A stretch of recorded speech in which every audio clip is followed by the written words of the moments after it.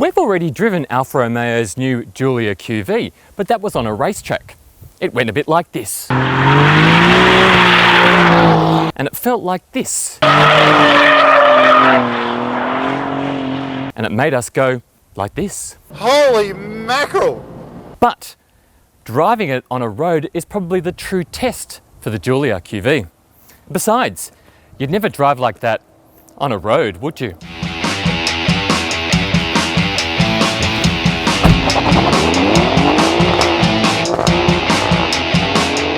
The Giulia QV is Alfa Romeo's big chance to make the comeback we've been waiting for. The Italian brand is an icon with a past that's famous for beauty and speed. But in recent years, the brand appears to have lost its way. Sure, there have been a few flashes of brilliance, but Alfa Romeo was last reported seen wandering in a forest in its underpants.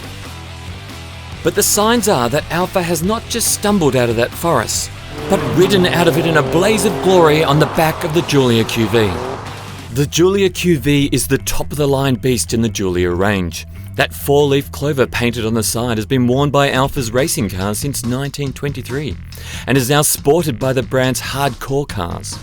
With its long nostriled bonnet, short overhangs and a bottom which means business, this is one tough-looking animal.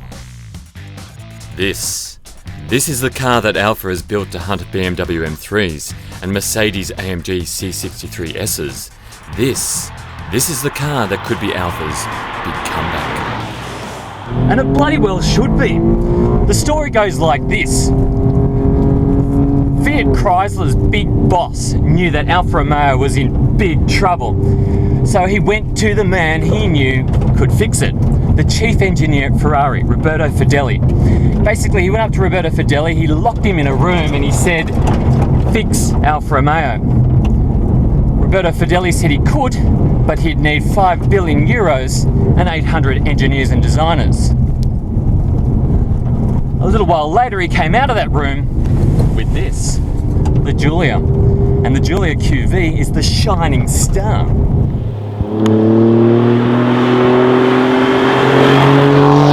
Now, Roberto is a Ferrari man, and there's more than just a little bit of Ferrario in the Giulia QV.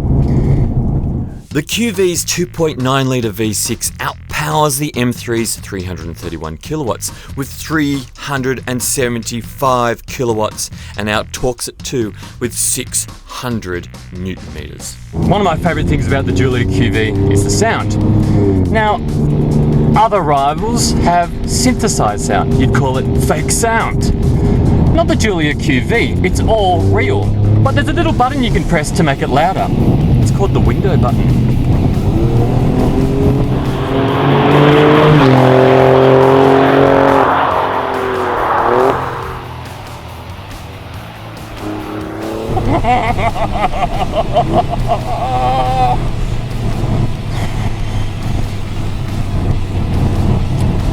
Yep. Yes.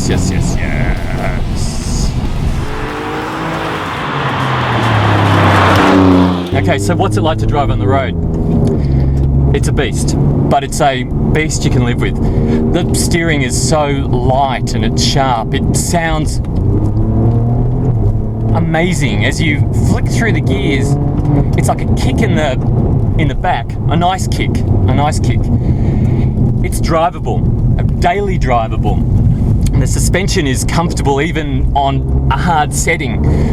You could live with this every single day.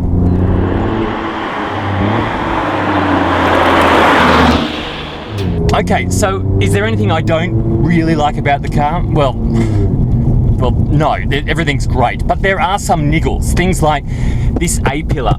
It's big and it's chunky, and I find myself looking around it like I'm seeing a band at a pub, and I'm standing behind a pylon.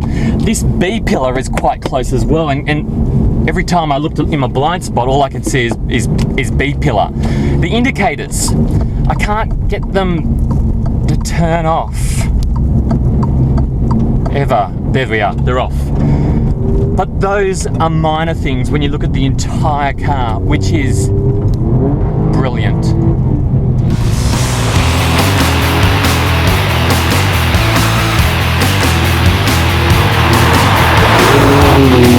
The cabin is a beautifully crafted place. That integrated display is stunning. The steering wheel is small and fits perfectly in my hands. Even the seats are sumptuous and holds you snugly, like an Italian should. It's not just a track day weapon or a road warrior. It's got 4 doors. It's practical. I'm a circus freak. I'm very tall. I can sit behind my driving position without my knees touching the seat back. Check out the boot. It's enormous. You can put this in it, this in it, this. It's amazing.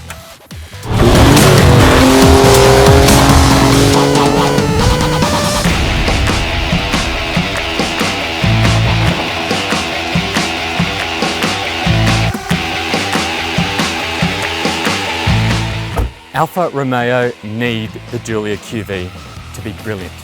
In fact, they needed to scare the daylights out of the BMW M3.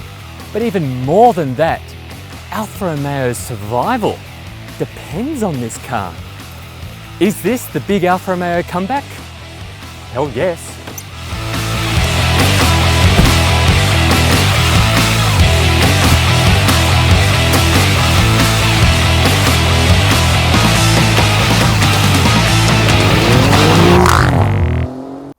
To read our full review, click on this little guy right here. Oh, and subscribe. That way you can stay on top of all our latest videos.